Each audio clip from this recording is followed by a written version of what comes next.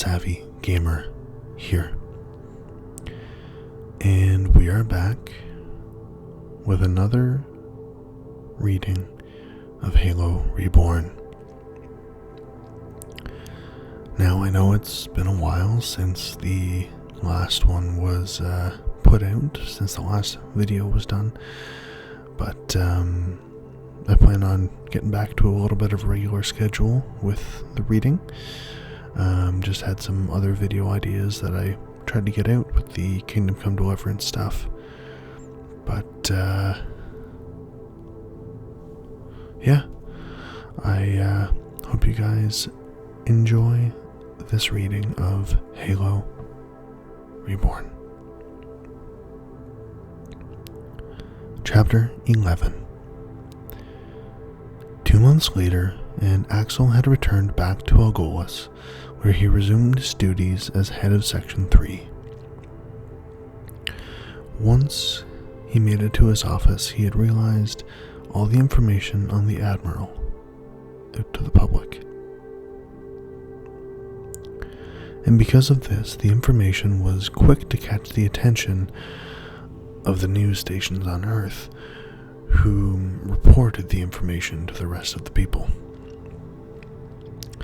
It didn't even take a full week before the Admiral was recalled from duty back to Earth. But before he could return, his ship had gone missing. The UNSC deemed this to be the result of insurrectionist activities and had called the Admiral a traitor, who was now wanted for treason. Axel had envisioned something like this would happen, but it was beyond his control at this point. For the next few months until the new year started, Axel had worked on some small projects for the UNSC. Special high-ranking civilians and admirals often came to his base to work on a few projects together. These projects involved improving the intelligence capabilities of the UNSC to help intercept insurrectionist communications. The result of this was a new program called Red Dragon being created, which would be able to bypass the insurrectionist encryptions and pick up their frequencies and signals to intercept their communications. The Red Dragon program could be used both for long-distance and short-distance communication. Already, the program was increasing the amount of arrests made across the colonies and slowly diminishing the insurrectionist numbers. Because of this, Axel was presented with the Legion of Merit by Admiral Cole, his adopted father, who was a vice admiral at this point. After the ceremony was over, Axel was then tasked with a brand new project. The top brass wanted to officially restart the Spartan Program, with him at its head and Dr. Halsey as his assistant. Axel accepted the task as it was exactly what he wanted. With this, he could develop himself into the ultimate soldier and slowly start to climb the ranks of the UNSC. On the day that Dr. Halsey arrived, Axel was inside his lab looking over a draft of the first step of the Spartan Program. The draft outlined a series of training modules, surgical enhancements, and biochemical adjustments that would transform a normal human into a super soldier. It was ambitious, daring, and borderline unethical, but it held the potential to give the UNSC an upper hand in defending humanity from insurrectionist activities. Dr. Halsey entered, her eyes scanning the lab with an expectant gleam. She was a renowned scientist, known for her contributions to AI research and biochemistry. Slowly, she approached Axel, her gaze settling on the draft in his hands. She stood behind him and placed her hands around his eyes. Guess who? She asked playfully. Is it you, Dr. Halsey? Asked Axel as he sighed, since she was still the same playful girl whom he spent time with at the university. Hey, don't call me Dr. Halsey like we're strangers. It's just Halsey, she said, as she was angry at Axel for addressing her like she was a stranger. Well, next time don't interrupt me while I'm working, then I won't call you Dr. Halsey, said Axel. Halsey gave Axel a punch in his back. You're as cold as ever, she cried, hoping that Axel would have changed by being in the UNSC, but it seems she was wrong.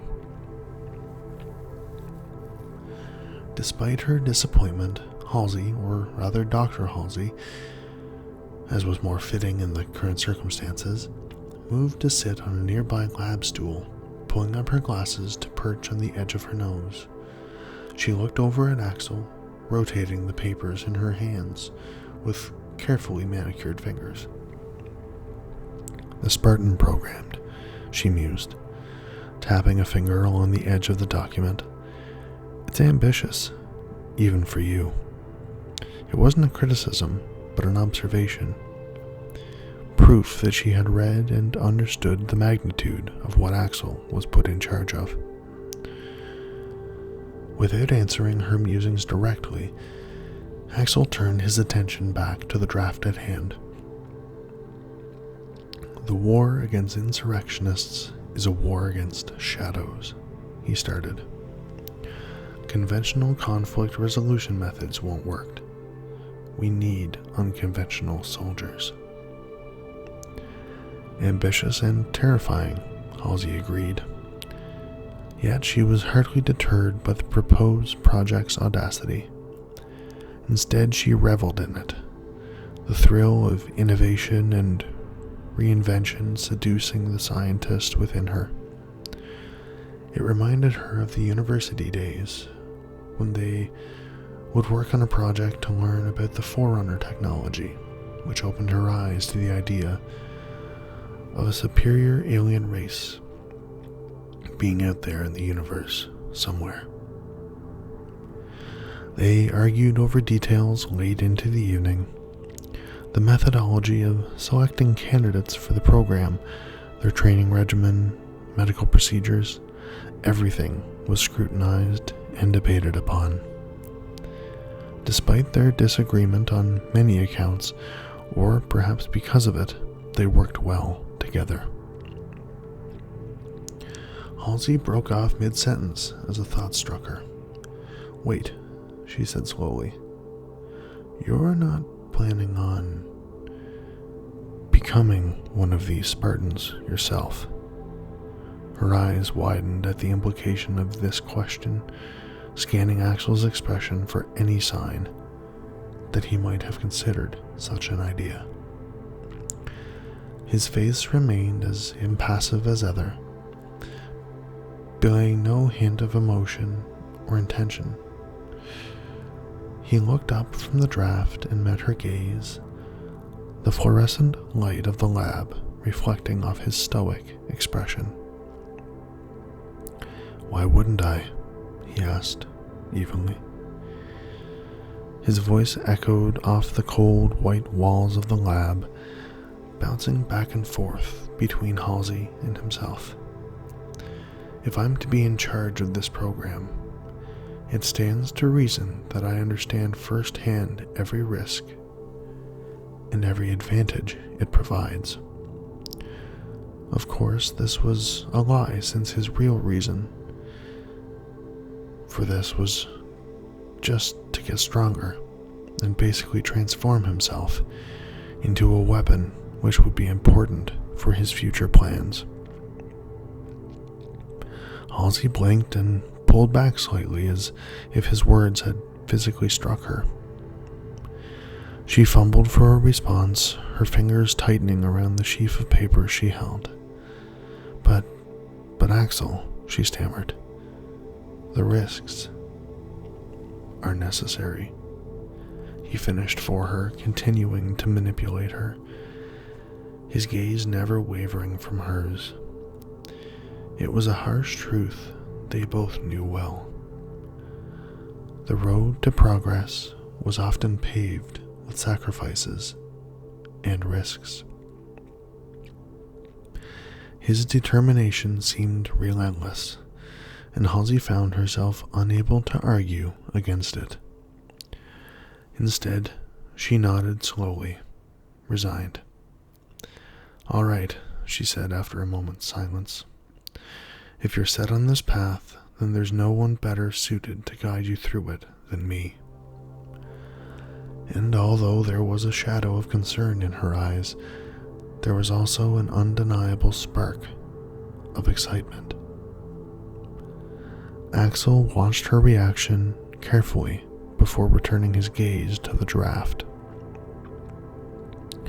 The room fell quiet once more as they resumed their work, while outside the laboratory glass wall, Algolis' twin moons rose over the horizon, bathing everything in an ethereal glow. The Spartan Program thus kicked off under their dedication and supervision. Chapter 12. As the Spartan Program started, Axel already planned in place for how the project would go. But the first thing that they would need to do is to acquire some volunteers. Well, considering they wouldn't exactly be volunteers, since all of them will be kids taken from various worlds across the UNSC. But Axel wasn't going to allow what happened in the original Halo universe this time. Using his knowledge of Forerunner technology and ancient artifacts, he had managed to make it so that when the kids are injected with the biological enhancements, they would not die from it. The success rate was at 97%, according to Axel's calculations and simulations, but that success rate was only for specific subjects. And luckily, Halsey had picked the correct subjects for the program. The subjects must fit into a certain age restriction protocol. They must also have possessed superior physical and mental attributes. Halsey had gathered about 150 suitable candidate rosters on her personal computer. Most of these candidates were children who would be both physically and mentally built from the ground up to withstand the program and to learn how to be a super soldier. Axel, too, had his own list of possible candidates. He cross-checked these names against Halsey's roster and found a surprising number of matches. As the days passed, Axel continued to refine his technology and methods, making subtle adjustments here and there to ensure the success of the program. It wasn't just about surviving the physical enhancements, but about thriving under them.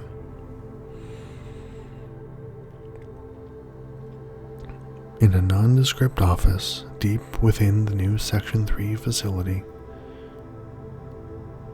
Halsey began painstakingly combing through the children's files.